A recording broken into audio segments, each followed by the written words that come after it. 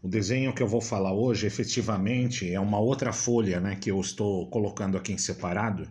E eu estou dando oportunidade, né, para quem quiser fazer esse pequeno desafio aqui, né, tentar primeiro fazer uma pausa no vídeo antes de assistir a sequência do vídeo, porque senão o que eu vou comentar depois vai ser um spoiler e vai estragar esse desafio. Esse desafio é relativamente simples, é só isso. Eu tenho aqui uma figura aqui com um quadrilátero, eu tenho 2 pontos A, 2 pontos B e 2 pontos C na geometria que está apresentada aqui. Então o desafio é o seguinte: unir A com A, B com B e C com C, usando linhas contínuas dentro desse retângulo. Essas linhas não podem se cruzar ou se tocar. Então quem tiver interesse, que pare e dá uma pausa no vídeo, faça, porque senão aqui agora o que eu vou falar vai estragar, porque nós vamos comentar da solução e o que representa em termos de conhecimento, ok? Então vamos lá.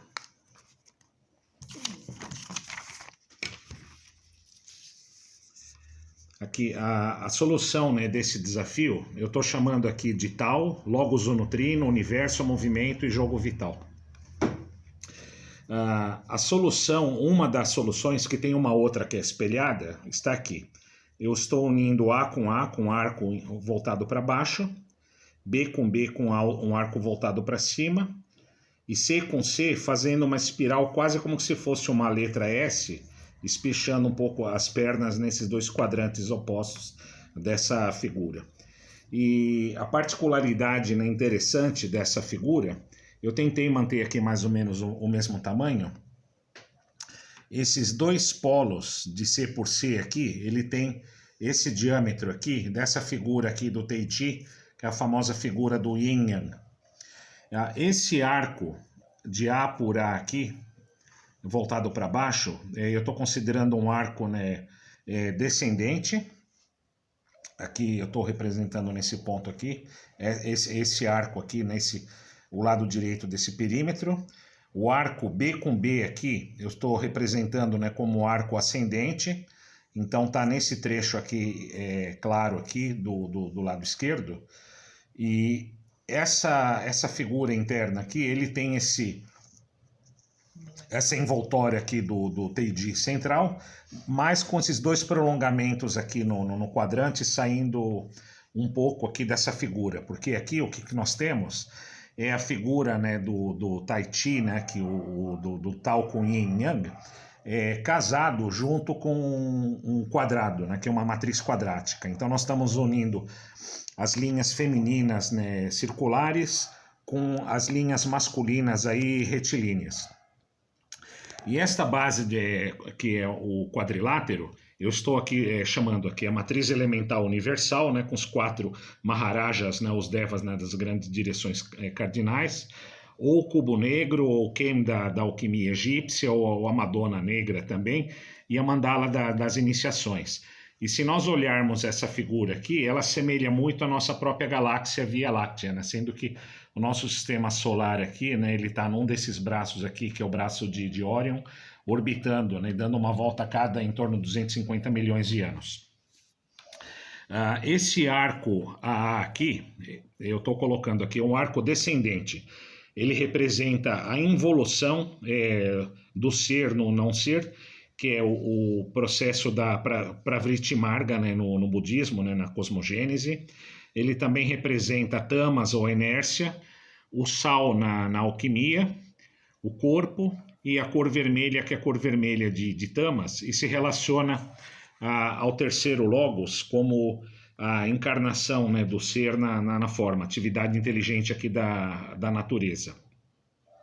Esse arco BB aqui, é o arco ascendente, ele representa o movimento do Nivriti Marga, que é a negação dos vritis, que é o processo da evolução, que está relacionado ao Rajas Guna, né, que é a atividade, ao enxofre na alquimia, a própria alma, e a cor azul, e representa o segundo logos como consciência. Então, o foco aqui da evolução é a alma. E o corpo é a base para a evolução. E esse arco central aqui, que é o sintetizante tocando esses dois polos, ele representa o equilíbrio, que é o Aguna Tattva, o Mercúrio da alquimia, o espírito, e a cor amarela e representa o próprio tal, o logos ou nutrino, né, como o criador, né, que está subjazendo e transcendendo essa criação, e o aspecto do primeiro logos. E aqui nessa figura também nós temos a síntese de três movimentos. Nós temos, né, o movimento, né, de rotação, que gera a própria inércia, que gera a matéria, os átomos, todos os elementos que são a base da manifestação, que é o aspecto dévico, o aspecto da substância. Tem o movimento da pulsação cíclica, dessa rotação, que é a própria respiração da alma, aqui a consciência, aqui como se fossem dois pulmões respirando e inspirando, e o movimento da progressão axial sistêmica, que sintetiza e transcende a rotação com a pulsação cíclica. Então vamos imaginar aqui a galáxia, o sistema solar, indo, né, numa determinada direção, que é o kairos, que é a maturação e o propósito, né, do sintético, né, monádico de divino, né, que sintetiza todo esse processo da evolução, e o primeiro logos também como uma vontade. E o centro dessa figura aqui, que não tem, aqui nós temos aqui um centro como uma semente. Indo além da semente aqui, nós adentramos no não manifesto, representa para Brahma, no logos oculto ou não manifesto. Esses dois polos aqui, eles têm aqui, representam o polo sexual, que é a máxima densificação, e o polo espiritual, que é a máxima sutilização, e aqui nós temos uma escala aqui de evolução, que está em correspondência com essa mandala, com 9 subdivisões. Nós temos aqui 1.1, 1.2 aqui, 1.3, 1.4, 1.5, 1.6, 1.7, 1.8 e 1.9, que é o eneágono, né, das 9 iniciações e dos 9 estados de consciência, sistema arica de clarificação. Então aqui nós temos, né, o polo sexual, a função de espaço, o instinto de conservação, aqui nesse ponto, a função de tempo, o instinto de relação aqui no central, a função de expressão, a função de coordenação, o instinto de adaptação e o polo espiritual. Então, eu achei, né, curioso, né, apresentar essa solução, essa leitura simbólica, e aproveitando, né, que eu esqueci, né, de comentar, nós temos uma solução espelhada. Nós podemos fazer aqui, em vez de o arco de A a aqui descendente, nós podemos fazer o contrário. O ascendente e colocar o descendente em B. Então nós vamos inverter o sentido aqui da espiral. É apenas uma perspectiva, né, espelhada rebatida. E também é interessante comentar, aqui nós temos, né, uma base, né, quadrática, né, que gera o cubo.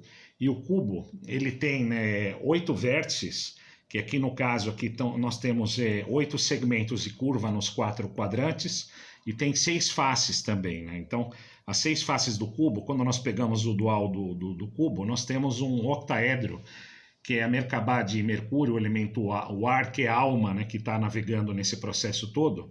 Então nós temos aqui 4 vértices, né, no plano mediano, um vértice no plano superior e no inferior. É como se fossem 2 pirâmides, né, uma com base quadrada, uma com ponta para cima e outra com ponta para baixo, fazendo esse movimento de rotação que gera inércia, todo o processo e evolução. E é interessante também comentar aqui que no Teiji, quem tiver interesse pode calcular, é fácil demonstrar isso. O comprimento, o perímetro desses 2 pequenos circuitos aqui interno é exatamente igual ao circuito externo, o perímetro da circunferência. Então, da mesma forma, né, o que está em cima, o que é igual ao que está embaixo, o que está dentro é igual ao que está fora, se reflete o que está fora. Então, a alma está espelhada na natureza, a natureza externa, a manifestação, espelha a dinâmica da alma, e nós temos uma unidade sintética aqui nesse eixo, né, de progressão axial sistêmica, né? Está tudo representado no Taiji, né? Então aqui nós temos uma base, né, trialética da própria manifestação, espelhando o logos o nutrino e o próprio jogo da vida, né? Que aqui nós estamos, né, nessa do desafio, né, que é uma brincadeira de crianças, né? Todos nós somos crianças nesse grande jogo lila da manifestação. É isso aí, e vale a pena aí a gente refletir um pouco nisso, né? Tem muita coisa aí que a gente pode ainda colocar em cima disso.